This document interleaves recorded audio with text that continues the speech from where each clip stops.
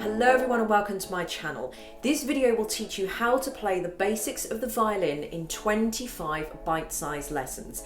These videos are for anyone who is completely new to the violin and music in general and want to learn how to play the violin in their own time without being overwhelmed with too much information. If you want to view these lessons in their original elongated form, you can access them by clicking the link under this video. This content is part of my 1 to 30 violin course, which guarantees to take you from a complete beginner to an accomplished violinist in just 30 lessons. All links can be found in the description bar underneath these videos. Now, not all of these lessons will be interactive. Some will just be explaining a particular technique or music theory, and an icon will appear on the screen to show you whether it will be interactive or a theoretical learning session. At the beginning of each video, information will pop up on the screen to tell you what equipment and PDF printouts you will require for that lesson. Everybody ready? Let's begin.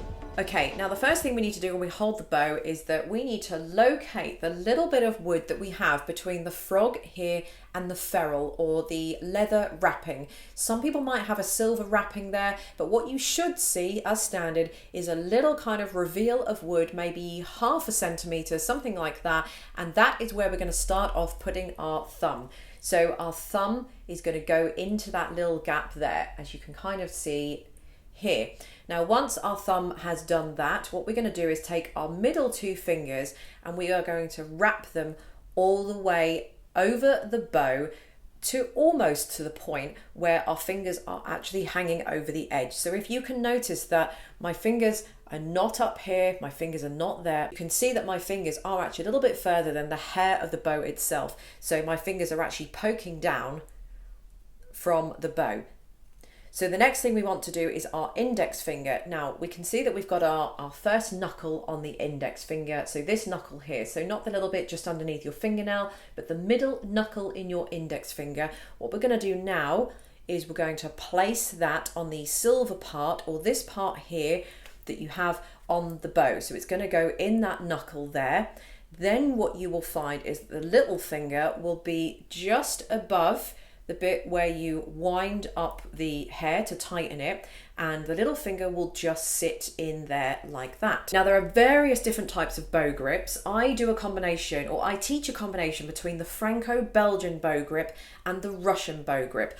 All bow grips are fine, hybrids are fine, it doesn't really matter as long as you are holding the bow something like this in some kind of style and manner, and you're not just holding the bow like this. You cannot just hold the bow any way you like, because you just won't be able to move on later on and do all the particular kind of bow techniques that you need to do, because you won't have the flexibility because your fingers aren't in the right place. So you've always got to remember that your thumb must be bent. If you are having trouble holding the bow, if you are having a trouble later on trying to do different techniques, and you find that your thumb is going this way, you're going to run into a lot of trouble. So you've got to make sure that your thumb is bent. And what I like to do is kind of just wedge the wood that I feel in there in between sort of my fingernail and that piece of skin. So it's always bent and it's nice and wedged in there. Another way to hold the bow is to just have your fingers hanging down, and then when you put your bow up, that's sort of how your fingers should kind of grip the bow, or come towards the bow in the hand.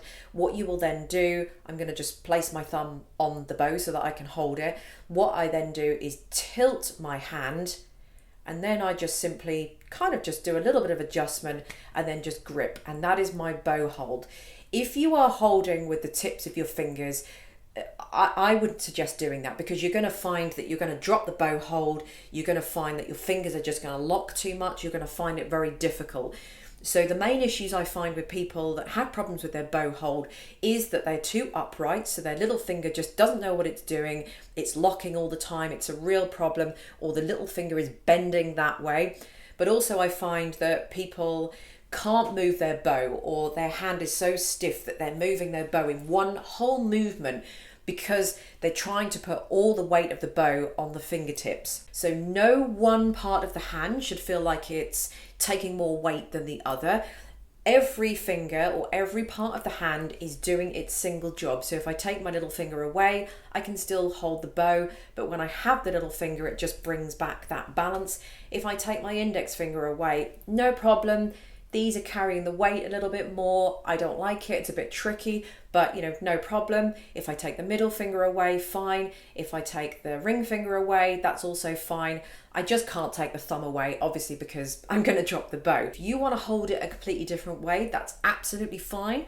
As long as you are holding the bow in some professional bow grip, you will be absolutely fine.